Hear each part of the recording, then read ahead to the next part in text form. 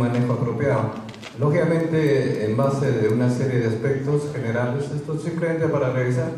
Dentro de los niveles de prevención tenemos los aspectos de la prevención primaria, secundaria y terciaria. Esto es bastante conocido el nivel del modelo de Liber y Clark, y lo que quiero hacer hincapié es que la prevención primaria está en el hecho de evitar la ocurrencia del proceso, cualquiera que sea la enfermedad. La prevención secundaria es evitar la progresión una vez que se diagnosticado, diagnóstico correcto, el tratamiento oportuno. Y finalmente, según este concepto de Liber y Clark, es el aspecto de la limitación de la discapacidad, los aspectos de rehabilitación que inicialmente se consideraban como una prevención terciaria para orientar a evitar las complicaciones. Otros modelos más recientes, como el de Ito Lilly, también van los conceptos de los niveles de prevención, considerando el aspecto del diagnóstico temprano, del tratamiento adecuado y sobre todo los aspectos de la rehabilitación, que incluso se pueden ya, como parte del equipo multidisciplinario, el médico rehabilitador puede también orientar y capacitar al paciente en las medidas de autocuidado del pie. Entonces, en el nivel primario, el aspecto básico y esencial y que debe entenderse claramente es el aspecto de la educación diabetológica, cambios en el estilo de vida, en los hábitos alimentarios, etc., ¿no? En la protección específica, en cuanto se refiere a este tipo de patologías, el control de los factores de riesgo y la actividad física regular. En este sentido, se demuestra que la educación diabetológica puede ayudar a prevenir con una buena educación de las medidas de autocuidado del pie para evitar precisamente las amputaciones. Y si bien es cierto, que el 50% de las amputaciones puede evitarse con la educación diabetológica adecuada, Bebes y Bolton nos hacen una revisión, nos dicen que hasta el 86% de amputaciones se pueden prevenir a través de la educación del paciente y el uso del calzado adecuado, que sería otra arma importante desde el arsenal terapéutico. Esto simplemente como curiosidad. Las medidas de autocuidado general, el examen del corte de las uñas adecuado, la higiene correspondiente, debe haber una iluminación para cualquier procedimiento que sea localmente de autocuidado, el uso de algunas medidas básicas de cuidados primarios, de primeros auxilios, digamos, para lesiones simples, el uso de un espejo para personas que tienen dificultad para poder visualizar las lesiones, por dificultad, por ejemplo, una artrosis de cadera o una obesidad mórbida, etc., ¿no? Y precisamente, pues, como decía Benjamin Franklin, más vale prevenir que curar. Y lógicamente tenemos que evitar la guillotina, pues acá, ¿no? Las amputaciones. En cuanto a este aspecto del nivel secundario, debemos tener en cuenta el diagnóstico temprano. Eso se basa en el conocimiento de la enfermedad, la historia natural de la enfermedad, las complicaciones que pueden devenir en el transcurso de la misma. Es por eso que es necesario, pues, tener la base de todos estos procesos. El tratamiento adecuado, orientado a un tratamiento de la propia enfermedad y de las comorbilidades, la implementación de programas, que es la orientación de este congreso en cuanto al curso precongreso, y las diversas medidas de rehabilitación que serían muy amplias de discutir y conversar, pero vamos a tratar de hacer una síntesis al respecto. En rehabilitación se emplea una serie de agentes físicos para mencionar elementos que tienen una capacidad de producir respuesta biológica en los tejidos a través del uso del láser, por ejemplo, la emisión fotónica, a través de la electroestimulación, pues se puede controlar el dolor, el edema, la inflamación, se pueden revertir algunos procesos como favorecer la cicatrización de las lesiones, favorecer la consolidación ósea, etc. Signos colaterales de los fármacos, por ejemplo, porque sabemos que muchos pacientes, pues, están en el sentido de la polifarmacia, ¿no? Y también las medidas kinésicas, la kinesiterapia, los ejercicios terapéuticos, algunos locales, como los ejercicios de Berger-Allen, algunos más generales, de aspectos rutinarios, el manejo de estos pacientes, que tienen algunas consideraciones de acuerdo a los niveles de glicemia, etc., de acuerdo a la capacidad de respuesta del paciente. Y también el uso, pues, este es un capítulo bastante extenso y vamos a incidir en ese aspecto, lo que se llaman los dispositivos offloading device o dispositivos de descarga. Y finalmente algunos aspectos como las órtesis y afines, considerando dentro de las órtesis los calzados y las plantillas. Bueno, esta es una revisión de Royals que aparece en Journal of Vascular Surgery acerca del aspecto de la escalera de las amputaciones, o sea, la vía que discurre la diabetes desde que presenta su sintomatología con componentes de tipo neuropático, ulceraciones, enfermedad vascular, infecciones que muchas veces es factor desencadenante y que pueden condicionar una amputación. ¿De acuerdo? Otros aspectos, estos ya son bastante conocidos, vamos a pasarlo rápidamente. La angiopatía y la neuropatía, produciendo el al final, necrosis de gangrena, y las úlceras tróficas, el mal perforante plantar, y una expresión también de la neuropatía es la artropatía de Charcot. Y tenemos infecciones concomitantes que finalmente pueden devenir a través de esta trilogía, angiopatía, neuropatía, infección, en amputación. Entonces acá tenemos una clásica úlcera neuropática con un borde, un fondo granulando, aquí se puede observar. Tenemos un reborde marginal hiperqueratósico y localizado en áreas de hiperpresión, en este caso la cabeza de los metatarsianos. Hacemos una ampliación de la imagen más evidente, característica clásica, típica, del libro, como se dice, para una úlcera neuropática.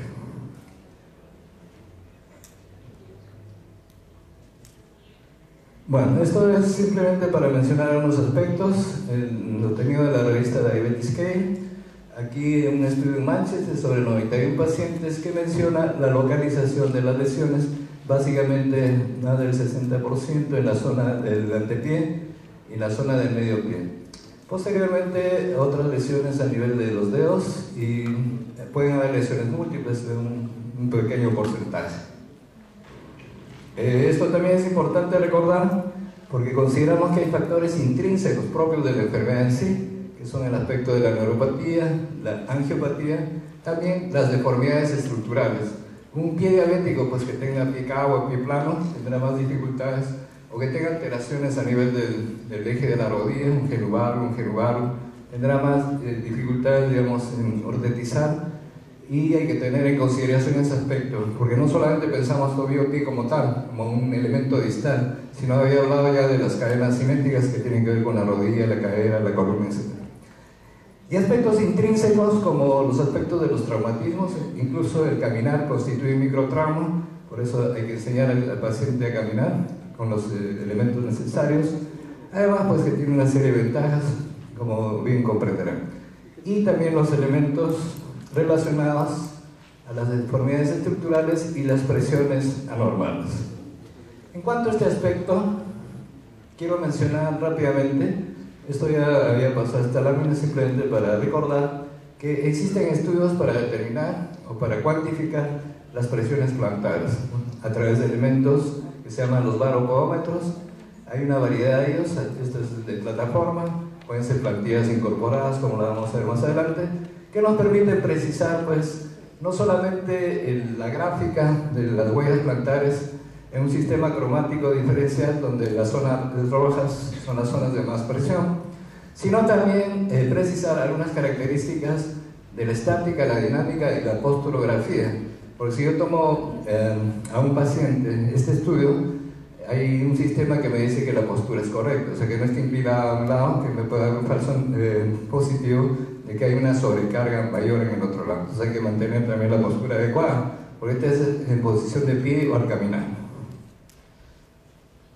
Entonces, en términos generales, para este estudio de baropodometría computarizada, se pueden utilizar las plataformas que están en conexión a través de una interfase con la computadora a un software especial y se pueden determinar las presiones respectivas. O como el uso del BioFlow, que es del Instituto de Biomecánica de Valencia en España, que utiliza plantillas instrumentadas que se colocan, que son flexibles, tiene unos receptores. Cuanto más sensores tenga, más sensibilidad y especificidad en cuanto a la proyección de la carga. Y esto en forma dinámica se hace pues, desde el apoyo del talón hasta el despegue. O sea, esas son las plantillas incorporadas. Estos son algunos estudios de la baropodometría computarizada. Esta es la posturografía y las mensuraciones. Uno puede medir la longitud del pie, el ancho del pie a nivel del istmo, a la zona del antepié. Este es un pie cabo. Hay una hipercarga en la región posterior Igualmente aquí vemos que la tendencia, de acuerdo a la huella plantar, es un pie aparentemente con algo un poquito excavado y con zonas de hipercarga en la zona del retropié, en el talón, en la zona de metatarsiana hacia la cabeza de los primeros metatarsianos y en la zona del pulpejo del primer dedo. Entonces esto nos permite precisar un análisis que puede ser de tipo bidimensional o tridimensional y que básicamente nos orienta acerca de las cargas que nosotros tenemos que solucionar o corregir a través de la redistribución de las mismas. Entonces, por ejemplo, aquí es un estudio, esto es una pedigrafía simple de una paciente diabética joven con sobrecargas a nivel de los ortejos, a nivel del arco metatarsal y a nivel del talón. Esto es, digamos, un estudio de una huella simple plantar, que todos conocen, una pedigrafía, un podograma, pero este sería el estudio aeroporme de la misma paciente, donde se aprecia pues, que hay un pie cabo y que tiene una hipercarga en la región posterior que pasa de 2000 gramos. Igualmente en la zona anterior del antepié, y si ustedes observan, ni siquiera se grafican los dedos. Quiere decir que pues, tiene los dedos en garra y no hay un apoyo en esa zona. O sea, el mayor apoyo está en la zona del retropié y en la zona del antepié, y en la zona del arco metatarsal. Entonces hay una hiperpresión en la región anterior y posterior. Y eso nos sirve como referencia para una serie de estudios. Y es interesante porque no solamente es el estudio de la huella plantar per se, sino también el estudio de cómo a través de la utilización de elementos ortéticos, ya sean elementos de descarga, que vamos a discutir al respecto, o zapatos ortopédicos, se puede obtener una apreciación interesante de esto, ¿no? O sea, aquí observamos, este es el pie derecho, el pie izquierdo, esta es la proyección del centro de gravedad, la proyección del centro de masa de cada pie, en forma, incluso está alineada, y nosotros en algún momento pensamos que esto podía ser también una forma de utilizar a través de métodos geométricos una forma de mensurar la diferencia longitudinal de las extremidades, que se hace por métodos radiológicos o por métodos clínicos, la medición de la línea espino-malleolar o la umbilico-malleolar, ¿no? En ese sentido, hay proyección a futuro para hacer una serie de estudios al respecto, pero si ustedes observan, esto de acá es la morfología del taco. O sea, primero es descalzo y tenía una lesión extensa. Esta zona era una zona de hipercarga que podía explicar esa lesión muy extensa en esa zona, prácticamente casi el borde lateral y la zona del medio pie. Y aquí había una zona de sobrecarga, acá no había lesión, la lesión estaba ubicada en esta área. Y con el uso de un calzado adecuado, esta es la forma del talón, ¿no? Se hace una descarga y se produce un fenómeno de reducción marcada de las presiones, porque cuanto más va hacia el rojo, más presión, y cuanto va al azul o verde, menos presión. O sea, quiere decir que se cumplen los objetivos, bueno, gráficamente visualizado. Aquí un paciente, tenía una revista hace pocos días, acá observamos que hay una flexión, o sea, un quinto ortejo aparentemente más corto y en flexión, y si nosotros hacemos, digamos, un estudio, este sería el grupo control para este tipo de pacientes que han observado, y el grupo que presenta la deformidad. O sea, ahí se puede apreciar que ahí no hay zonas de carga. Y esta es la, digamos, la línea de proyección colorimétrica de las presiones correspondientes en kilopascales. Nosotros utilizamos gramos por centímetro cuadrado y hay factores de conversión. Y acá hay otra revisión interesante de lo que se llama la distribución espacial. O sea, esto es para imágenes tridimensionales en pacientes que tengan, o sea, el pie normal, ¿no?, en las diversas fases de la marcha. O sea, esto ya sería un estudio de tipo dinámico, que sería ideal hacerlo. Pero como revisión bibliográfica, acá les presento, este es en la zona de apoyo del talón, en la fase, perdón, del apoyo medio, en la fase del despegue del push-up. Entonces observan qué pasa en el Charcot. O sea, hay una alteración neta desde la fase de apoyo, más en la fase medio plantar, porque incluso el pie se torna más ancho y se aplana el arco. Incluso se puede formar como un pie en hamaca, ¿no? O sea, que observaba y con lesiones en esa zona de mayor convexidad. Y en la fase del despegue. Y esto, tras una reconstrucción del Charcot, más o menos digamos, nivelan, ¿no?, los valores correspondientes, ¿no? Bueno, aquí ya se hablaba mucho de esto, el aspecto de la isquemia, el aspecto de la neuropatía sensitiva y autonómica y motora. La sensitiva, desde el punto de vista general, se caracteriza por la pérdida de reflejo protector, ¿no? A través de los estudios diversos, como el test de monofilamento de Semmes-Weinstein de 10 gramos, el estudio de la evaluación del déficit motriz, que se produce por una debilidad de los intrínsecos, pérdida de masa muscular y desbalance, que va a condicionar el pie cabo y deformidades de los ortejos. Y finalmente el aspecto de la neuropatía autonómica produce resequedad de la piel, fisuras, xerosis, áreas de hiperkeratosis, que son zonas de riesgo. Esta es una observación interesante del tipo de úlceras. Han descrito las características, las isquémicas, es básicamente un problema de isquemia crónica o a veces problemas agudos, y las no isquémicas serían factor neuropático, pérdida de la sensibilidad protectiva, y nos interesa el aspecto de las anormalidades biomecánicas que hay que corregir. Un concepto general en riesgo: el paciente de bajo riesgo, como comprenderán, el examen clínico y dentro de la sintomatología y signología observada presenta una sensibilidad intacta de tipo protectiva, los pulsos están presentes y adecuados, no hay deformidad, no hay úlceras y no hay amputación. En cambio, un pie de riesgo alto, pacientes con alteración de la sensibilidad, si hacemos en 4 puntos, en 5 puntos, en 10 puntos el test del monofilamento, entonces observamos pues que hay, por ejemplo, 8 sobre 10, si es sobre 10, si es sobre 4 puede ser 2 sobre 4, 3 sobre 4, que hay disminución, digamos, o pérdida o alteración de la sensibilidad proprioceptiva o de la sensibilidad protectiva, perdón. También habrá disminución o ausencia de los pulsos, deformidades pedias estructurales importantes, historias de amputaciones o úlceras previas, que también vienen a ser factores de riesgo. ¿Okay? Y acá tenemos algún aspecto general, el descarte de los problemas de tipo macro-microvascular, algunas causas tratables que se podrían considerar, y la valoración de los miembros inferiores, que implica la valoración del pie, el estado general, el estado de la piel y faneras, si hay deformidades, hay que hacer investigaciones de tipo imagenológicas o de laboratorio según corresponda, y si hay, también, al menos al rehabilitador no se le debe escapar este aspecto, la valoración del calzado, que tiene desde la anatomía del calzado, la fisiología, la patología, la patomecánica, etc. Y el aspecto de la valoración de la úlcera con diversas clasificaciones que ya se han mencionado, ¿no? Desde la Wagner, de Texas, Shanghai, etc. Y la clasificación correspondiente para poder precisar las características del manejo.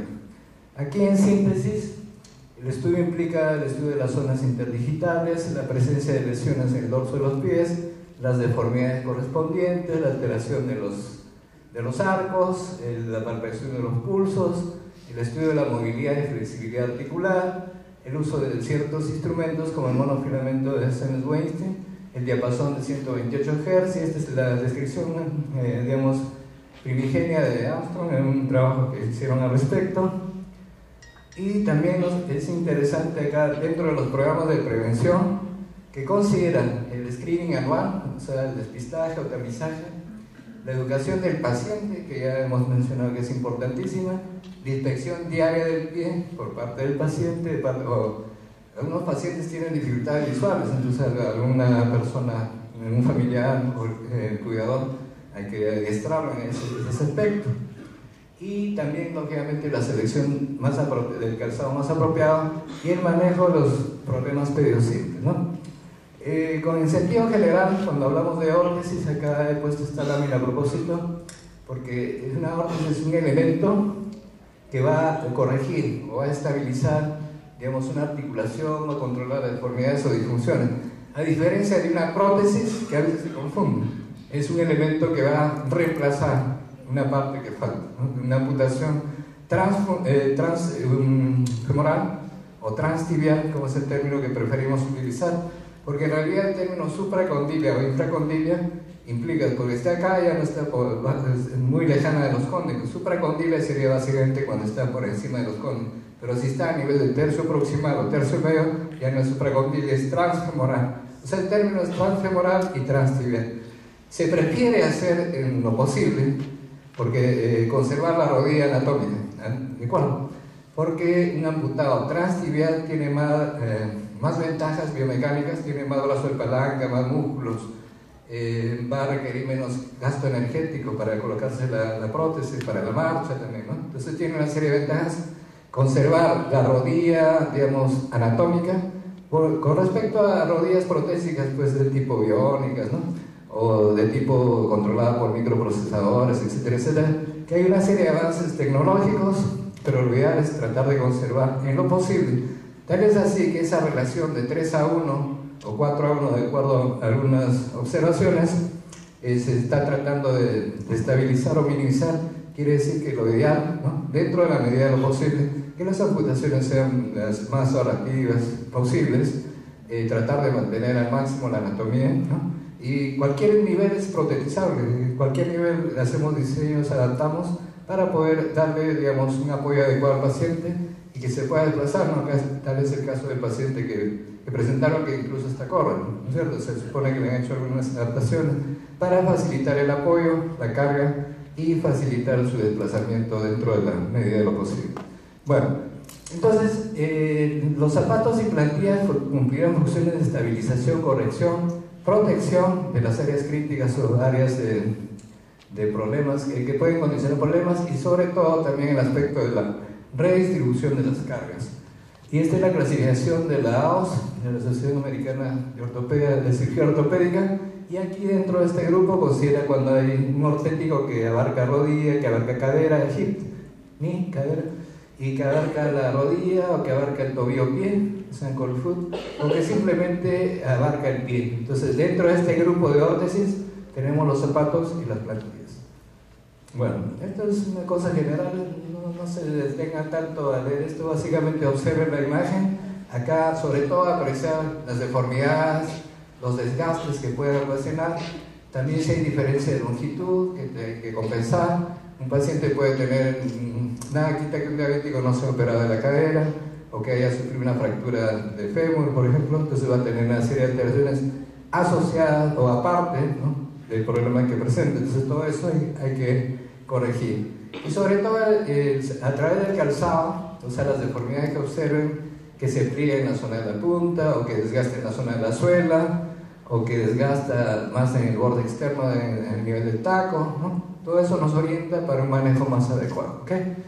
En cuanto a estos calzados para pie diabético, ¿cuáles son los objetivos generales?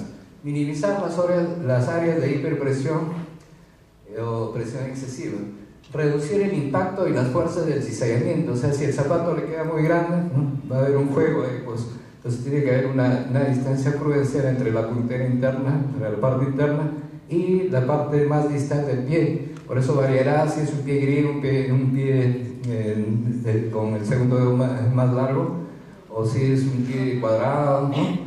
Entonces todo eso hay que tener en cuenta para la morfología de la adaptación de la puntera del zapato. También es importante, pues, que el zapato debe acomodar, estabilizar y brindar soporte cuando hay deformidades pédiles. Cuando se requiera limitar el movimiento, por ejemplo, un problema de una artropatía, o el paciente que haya tenido un esguince de tobillo, por ejemplo, que tiene inestabilidad, tiene el tobillo en varo, entonces el zapato tiene que ser más alto para darle una estabilidad adecuada al tobillo, porque es parte del complejo tobillo-pie, etc.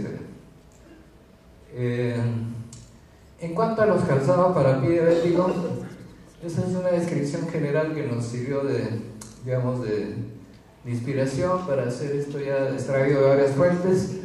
Aquí tenemos los principios básicos del calzado idóneo. En primer lugar, la absorción de la carga. Eso implica el uso de materiales adecuados. O sea, hay materiales que son más rígidos, menos rígidos, y depende de lo que uno quiera lograr. Por ejemplo, si yo quiero reducir el impacto, o sea, en el momento que apoyo el talón, tengo que colocar a nivel de la suela, a nivel del taco, una especie de cuña, o una especie de un sistema tipo sándwich, llamémoslo así, de un material que tenga una capacidad de absorción de carga, por ejemplo, un material como el microporoso, ¿cierto? Por ejemplo, si le pongo un taco rígido, o sea, el impacto va a ser mayor incluso, ¿no? Entonces hay que tener en cuenta ese aspecto. El otro aspecto es la distribución de las áreas de hiperpresión. Si yo veo que el paciente o la persona diabética desgasta en el borde externo, entonces yo tengo que colocarle por una cuestión lógica y elemental, pero explicada desde el punto de vista biomecánico, ¿no?, una cuestión de sentido común, colocar una cuña en la parte externa para evitar el varo, ¿de acuerdo? O si es al revés, es un paciente con pie diabético neuropático, Wagner 0, Wagner 1, y que tiene pues un problema de un pie plano, ¿no?, asociado, o tiene una evolutiva de Charcot, un medio aplanamiento del arco. Entonces tengo que ver la forma de estabilizar el arco y tal vez colocar una cuña o un soporte de arco amplio, ¿no?, y de un material que tenga una resistencia promedio, no sé, que no sea muy blando, pues si no va a ser con el uso. Otro aspecto que debemos tener es adaptaciones en zonas de apoyo anómalo. ¿Eso qué quiere decir? Que si tengo una área de hiperpresión en la zona del metatarso, que habitualmente ocurre, ya sea hacia el primero, segundo, tercero, ¿no?, entonces se le pueden hacer dentro de la plantilla blanda, o sea, dentro del zapato una plantilla interna, y se le puede hacer una especie de sacabocado, ¿no?, con un reborde marginal, para que pueda, digamos, distribuir la carga en otra zona donde no esté incrementada. También otro aspecto es el modelaje y que sea extra profundo, o sea, que tenga la posibilidad de que dentro del calzado se pueda hacer correcciones internas.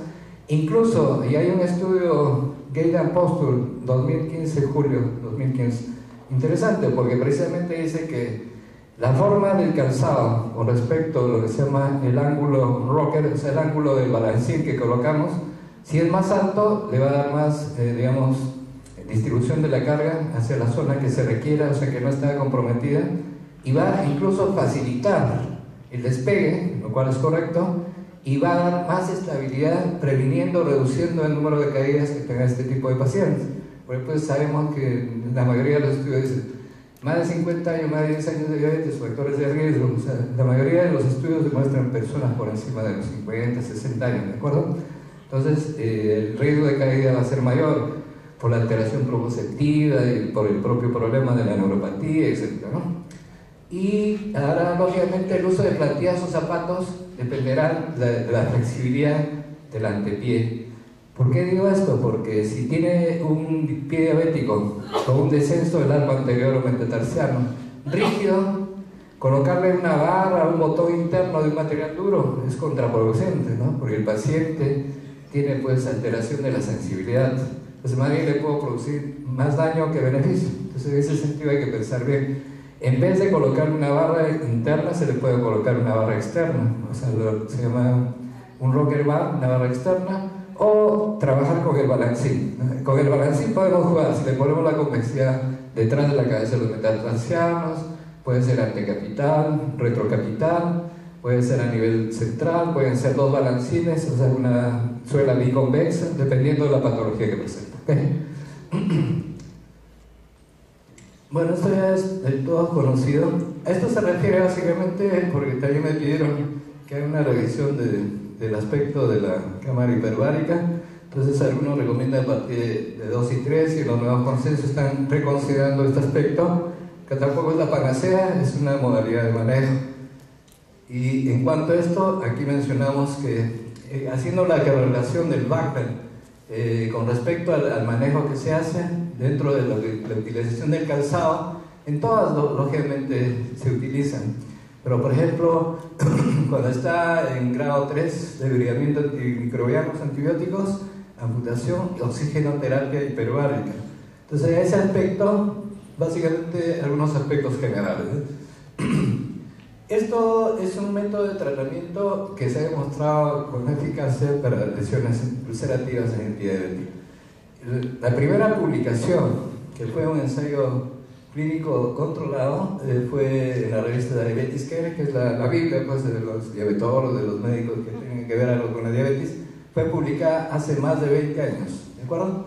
Actualmente se está nuevamente retomando este aspecto, como bien se ha mencionado, y se han demostrado una serie de efectos en laboratorio y experimentalmente que se pueden, digamos, deducir al respecto, las ventajas que puede ofertar. O sea, mejoran las condiciones del tejido hipóxico, produce un estado de hiperóxido, incrementa la perfusión tisular, reducción importante del edema, disminución de los proinflamatorios como las citoquinas, mejora la función osteoblástica, o sea, favoreciendo la consolidación fracturaria si hubiera, promoción de la proliferación de fibroblastos, del colágeno, angiogénesis, incluso una actividad antimicrobiana, ¿verdad?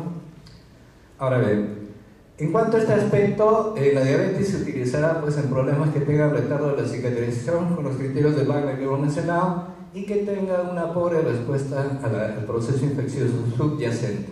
Los mecanismos fisiopatológicos son diversos, sería muy largo, sería parte de toda una exposición. Mencionan la hipoxia, la disminución de la síntesis del colágeno, la alteración de los factores de crecimiento tisular, la menor disponibilidad de oxígeno tisular y las alteraciones reológicas, sobre todo asociados a la deformabilidad eritrocítica. Aquí tenemos una cámara hiperbárica unicámara, aquí se puede comunicar con la paciente para darle algunas instrucciones, ¿no? Permite visualizar digamos, a la persona que le está aplicando, el paciente, permite interactuar y bueno, este es el antes y después, una lesión extensa que requirió una cirugía de desviamiento de fasciotomía y aquí finalmente un aspecto de la respuesta, ¿no? Eso es un extracto de una revista, ¿no? Ahora bien, en cuanto a la utilidad demostrada en la práctica clínica, el manejo de úlceras diabético y en la erradicación de infecciones de los tejidos blandos y tejido óseo, como en los casos de osteomielitis.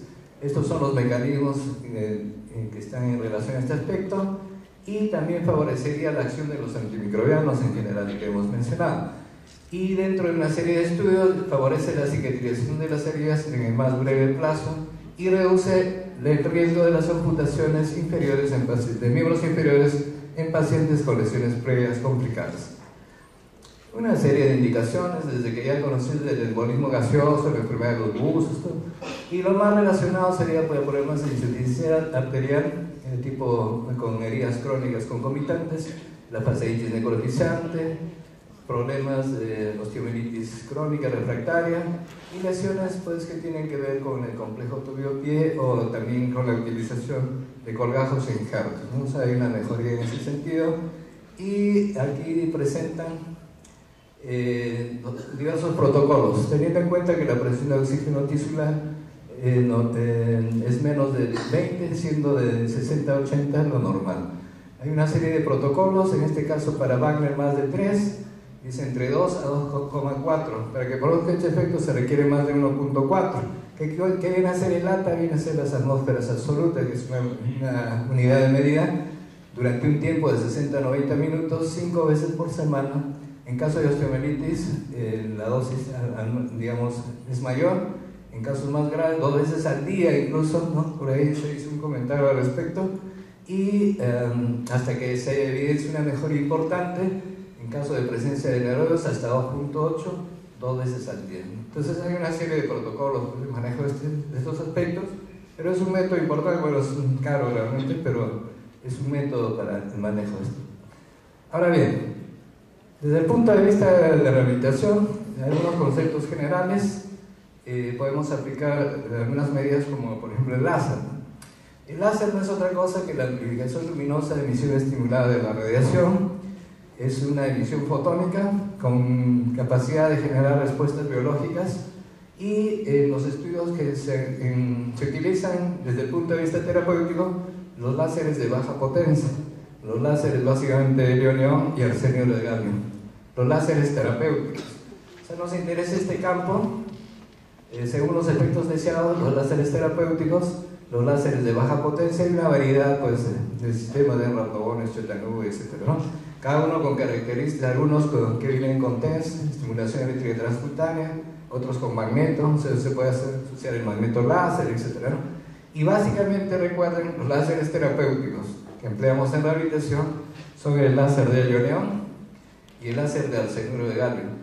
El segundo es invisible, con un espectro hasta 904 nanómetros, y el láser de helio-neón es un láser de emisión roja de 632,8 nanómetros, que es una característica de la monocromaticidad. O sea, cada láser actúa en un espectro, digamos, definido. En términos generales, las indicaciones son diversas. O sea, por ejemplo, el manejo del dolor, el manejo de problemas articulares, capsulitis, problemas con artrosis, problemas de cervicalgia, problemas de lumbalgia, lumbociáticas, problemas de lesiones ulcerativas vasculares venosas, también el pie diabético, y el problema del retardo de consolidación fracturaria. O sea, no es una contraindicación la presencia de osteosíntesis, como tampoco es para el magneto, pero sí para la diatermia, para el ultrasonido es controversial, pero también tenemos esa precaución. Me refiero a las medidas terapéuticas que utilizamos en la rehabilitación. Y hay un trabajo al respecto que tuvimos oportunidad de asesorar, una tesis sobre grado de efectividad de la láser terapia de baja potencia en lesiones ulcerativas del síndrome de pie diabético. O sea, finalmente se seleccionaron 20 pacientes en Wagner 1 hasta 2, donde se aplicó 2 veces por semana, entre 10 y 20 sesiones, y se encontró el 70% entre resultados entre bueno y muy bueno, ¿no? Entonces hay evidencia, pues, aunque uno se pone a revisar el Cochrane y no dice que no sirve para nada, pero en la práctica es así. Bueno, también depende del número de casos, todo eso, ¿no? Entonces es interesante ver ese aspecto. Bueno, este es el caso de una paciente con una fractura, y aquí vemos que el láser, después de 8 o 10 sesiones, aprecia pues una consolidación de un caso que no había consolidado desde hace 3 o 4 meses, incluso en presencia de osteosíntesis, y vemos que la respuesta incluso antiinflamatoria y las características de la piel fueron excelentes, el movimiento también igualmente, ¿no? Bueno, esto de la magnetoterapia como una orientación general, cuando utilizan los campos magnéticos hay ciertas características de frecuencia, de 1 a 1000 Hz, a 100 Hz, perdón, y el aspecto de las intensidades que sea, hay equipos que presentan hasta 200 Gauss. La ventaja de este equipo, este es digamos el pionero de este estudio, Davis. Entonces acá podemos referir diversas indicaciones.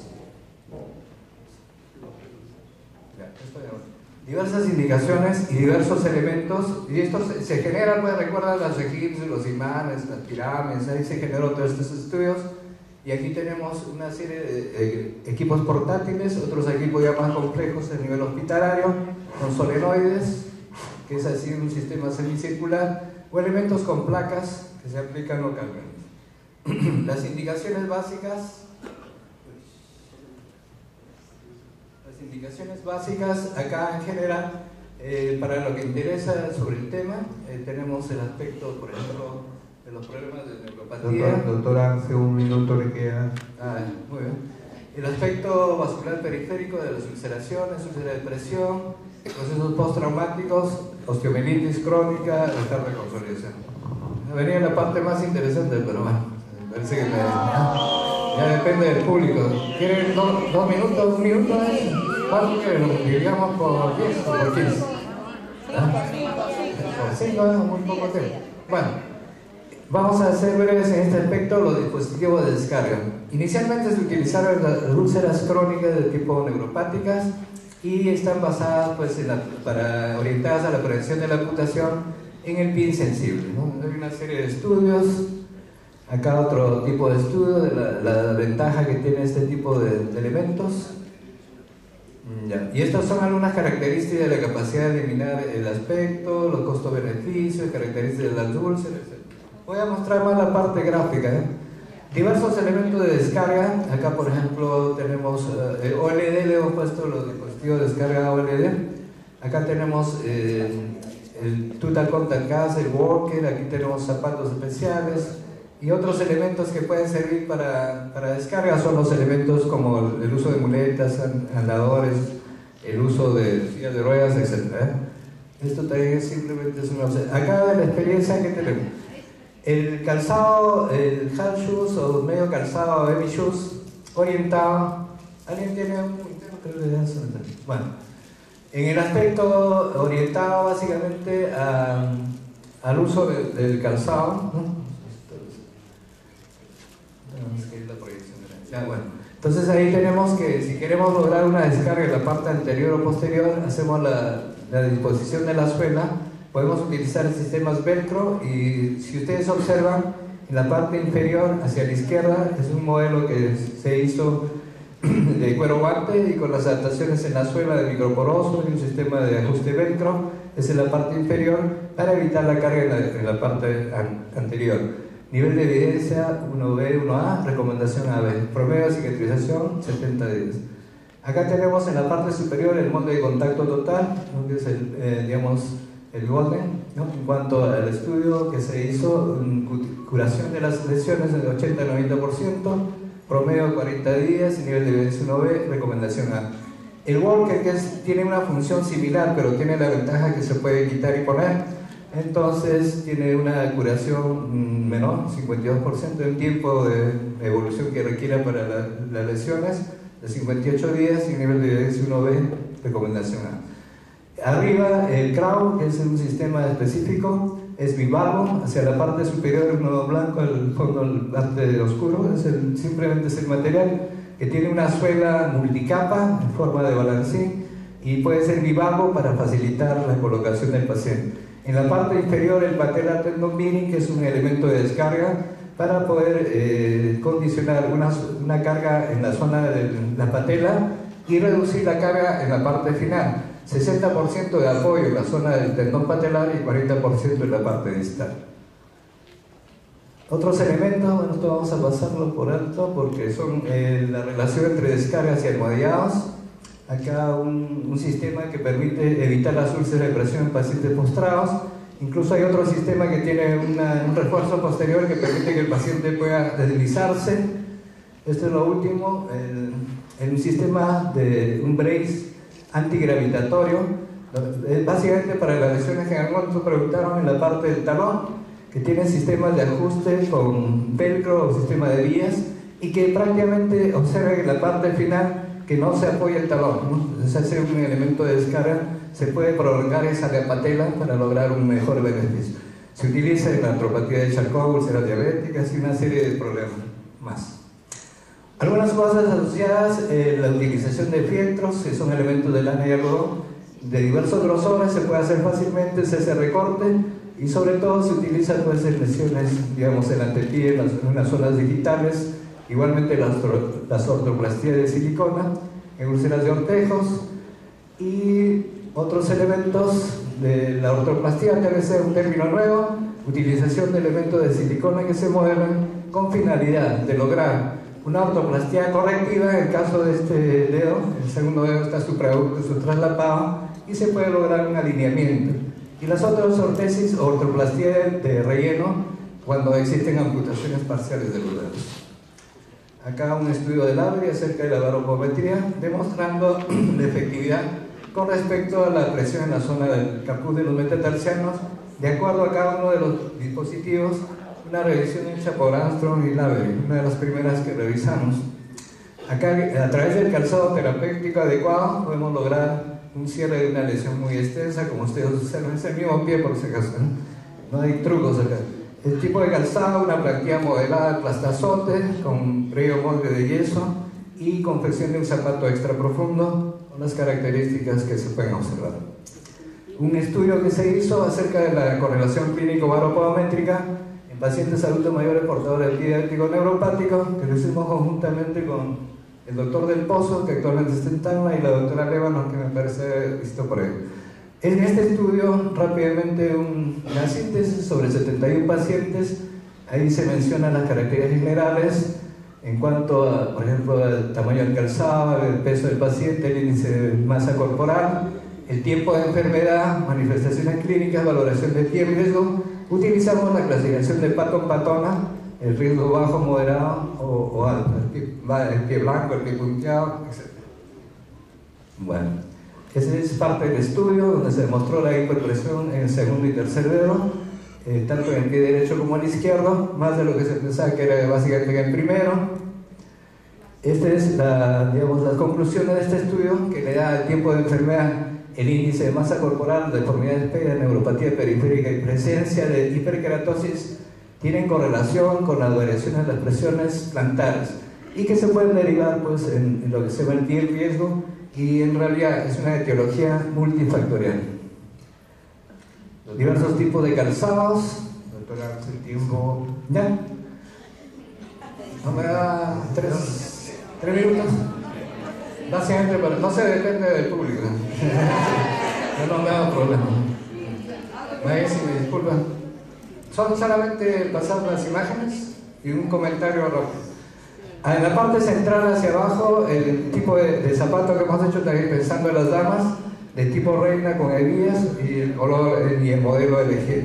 Diversos tipos de calzados, diversos tipos de plantillas, de silicona, diversos materiales y la adaptación óptima en cuanto a la plantilla, por ejemplo. En casos ya, digamos, más complicados, se hace un modelaje en molde de contacto para poder, digamos, hacer un modelaje escayolado y luego de eso se hace el calzado. Aquí los objetivos generales: mejorar la función. Son otros tipos de órtesis que pueden servir, por ejemplo, arriba a la izquierda, la descarga patelar, a la derecha en el segundo recuadro, el primer diseño que hicimos. Luego viene la parte de las órtesis cortas, algunas articuladas o no. También se le puede agregar algunas bandas para evitar el equinismo, como ocurre en la polineuropatía diabética. El paciente hace su stepage, o sea, hace la marcha del paso del caballo. Entonces se le adapta una banda elástica y puede reducirse al menos temporalmente hasta que sea la órtesis definitiva. Y acá, en caso de amputaciones, se utilizan plantillas vehiculizadoras con rellenos. Como pueden ver en esas imágenes de arriba, esta fue una de las primeras que mandamos a diseñar, un sistema tipo OTP, con una plantilla para una amputación parcial, o en una amputación de los dedos, una plantilla con relleno vehiculizador y las órtesis de silicona que ya mencionamos. Bueno, esto del ejercicio es algo que pueden encontrar en general. Tal vez los ejercicios de Berry y Galen para problemas de la circulación, etapa de elevación, etapa pendular y etapa de reposo. A los pacientes les decimos que lo hagan 2 veces por día, pero si le dicen que lo haga cada 3, 4 horas no lo van a hacer. Y algunos ejercicios, digamos, en general de estiramientos con toalla, trabajo de elevación de las pantorrillas para fortalecer los músculos, de balance, hacer aspectos de presión de la toalla, desplazamiento de la pelota, de cualquier pelota pequeña, o movimientos que también tienen importancia. O sea, lo importante es mantener la flexibilidad, y el ejercicio más simple que recomendamos a todos los pacientes para que lo mantengan dentro de su rutina es el movimiento tipo pedaleo, ¿no? Pedalee un poco, 5 o 10 minutos a levantarse antes de acostarse. Coloque un par de almohadas, se cansa, descansa, nuevamente continúa, ¿no? Bueno, muchas gracias.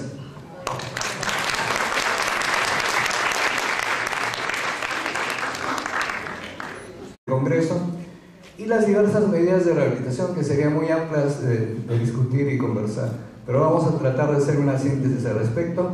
En rehabilitación se emplea una serie de agentes físicos para mencionar elementos que tienen una capacidad de producir respuesta biológica en los tejidos a través del uso del láser, por ejemplo, o sea, la emisión fotónica, a través de la electroestimulación, pues se puede controlar el dolor, el edema, la inflamación. Se pueden revertir algunos procesos como favorecer la cicatrización de las lesiones, favorecer la consolidación ósea, etc.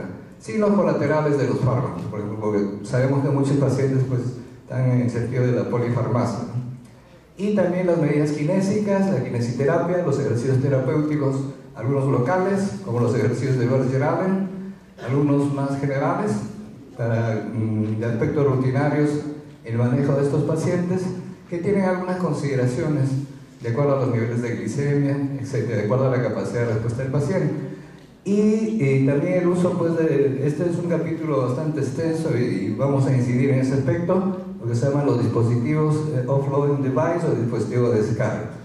Y finalmente algunos aspectos como las órtesis y afines, considerando dentro de las órtesis los calzados y las plantillas. Bueno, esta es una revisión de Royals, que aparece en Journal Vascular Surgery, acerca del aspecto de la escalera de las amputaciones, o sea, la vía que discurre la diabetes desde que presenta su sintomatología con componentes de tipo neuropático, ulceraciones, enfermedad vascular, infecciones que muchas veces es factor desencadenante y que pueden condicionar una amputación. ¿De acuerdo? Otros aspectos, estos ya son bastante conocidos, vamos a pasarlo rápidamente. La angiopatía y la neuropatía, produciendo el etapa final, necrosis de gangrena, y las úlceras tróficas, el mal perforante plantar, y una expresión también de la neuropatía es la artropatía de Charcot. Y tenemos infecciones concomitantes que finalmente pueden devenir a través de esta trilogía, angiopatía, neuropatía, infección, en amputación. Entonces acá tenemos una clásica úlcera neuropática, con un borde, un fondo granulando, aquí se puede observar. Tenemos un reborde marginal hiperqueratóxico y localizado en áreas de hiperpresión, en este caso la cabeza de los metatarsianos. Hacemos una ampliación de la imagen más evidente, característica clásica, típica del libro, como se dice, para una úlcera neuropática.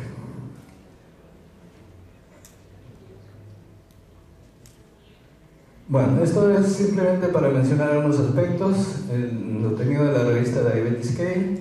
Aquí un estudio en Manchester sobre 91 pacientes que menciona la localización de las lesiones, básicamente más del 60% en la zona del antepié y la zona del medio pie.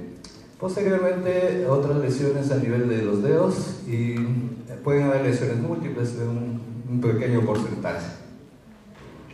Esto también es importante recordar porque consideramos que hay factores intrínsecos propios de la enfermedad en sí, que son el aspecto de la neuropatía, la angiopatía, también las deformidades estructurales.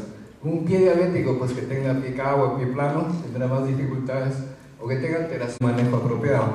Lógicamente, en base de una serie de aspectos generales, esto simplemente para revisar. Dentro de los niveles de prevención tenemos los aspectos de la prevención primaria, secundaria y terciaria. Esto es bastante conocido a nivel del modelo de Liveri-Clark, y lo que quiero hacer hincapié es que la prevención primaria está en el hecho de evitar la ocurrencia del proceso, cualquiera que sea la enfermedad. La prevención secundaria es evitar la progresión una vez que se ha diagnosticado, diagnóstico correcto, el tratamiento oportuno, y finalmente, según este concepto de Liveri-Clark, es el aspecto de la limitación de la discapacidad, los aspectos de la rehabilitación que inicialmente se consideraban como una prevención terciaria para orientar a evitar las complicaciones.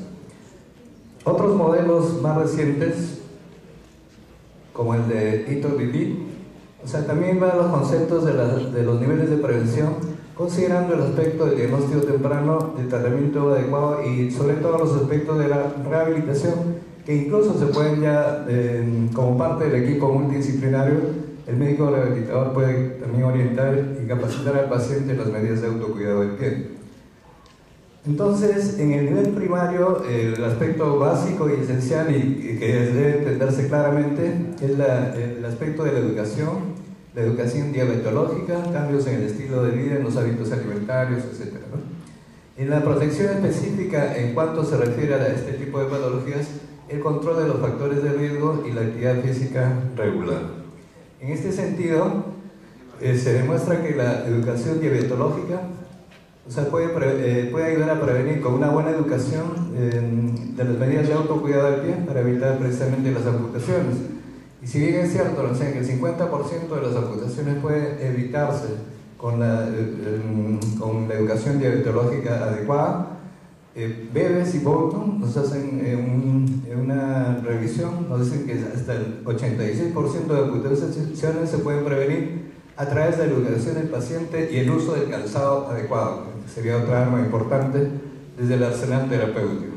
Esto simplemente como curiosidad, las medidas de autocuidado general, el examen del corte de las uñas adecuado, la higiene correspondiente, debe haber lugar una iluminación para cualquier procedimiento que sea localmente de autocuidado, el uso de algunas medidas básicas de cuidados primarios, de primeros auxilios, digamos, para lesiones simples, el uso de un espejo para personas que tienen dificultad para poder visualizar las lesiones, por dificultad, por ejemplo, una artrosis de cadera o una obesidad mórbida, etc., ¿no? Y precisamente, pues, como decía Benjamin Franklin, más vale prevenir que curar. Y lógicamente tenemos que evitar la guillotina, pues acá, ¿no? Las amputaciones. En cuanto a este aspecto del nivel secundario, debemos tener en cuenta el diagnóstico temprano. Eso se basa en el conocimiento de la enfermedad, la historia natural de la enfermedad, las complicaciones que pueden devenir en el transcurso de la misma. Es por eso que es necesario, pues, tener la base de todos estos procesos. El tratamiento adecuado, orientado a un tratamiento de la propia enfermedad y de las comorbilidades, la implementación de programas, que es la orientación de este congreso en cuanto a curso presiones a nivel del eje de la rodilla, un genubarlo, tendrá más dificultades, digamos, en ortetizar y hay que tener en consideración ese aspecto, porque no solamente pensamos tobillo-pie como tal, como un elemento distal, sino había hablado ya de las cadenas simétricas que tienen que ver con la rodilla, la cadera, la columna, etc. Y aspectos intrínsecos como los aspectos de los traumatismos, incluso el caminar constituye un microtrauma, por eso hay que enseñar al paciente a caminar con los elementos necesarios. Además, pues que tiene una serie de ventajas, como bien comprenderán. Y también los elementos relacionados a las deformidades estructurales y las presiones anormales. En cuanto a este aspecto, quiero mencionar rápidamente, esto ya había pasado esta lámina simplemente para recordar que existen estudios para determinar o para cuantificar las presiones plantares a través de elementos que se llaman los baropodómetros. Hay una variedad de ellos, esto es de plataforma, pueden ser plantillas incorporadas, como la vamos a ver más adelante, que nos permiten precisar, pues, no solamente la gráfica de las huellas plantares en un sistema cromático diferencial donde las zonas rojas son las zonas de más presión, sino también precisar algunas características de la estática, la dinámica y la posturografía. Porque si yo tomo a un paciente este estudio, hay un sistema que me dice que la postura es correcta, o sea que no está inclinada a un lado, que me puede dar un falso positivo de que hay una sobrecarga mayor en el otro lado. Entonces hay que mantener también la postura adecuada, porque esta es en posición de pie o al caminar. Entonces, en términos generales, para este estudio,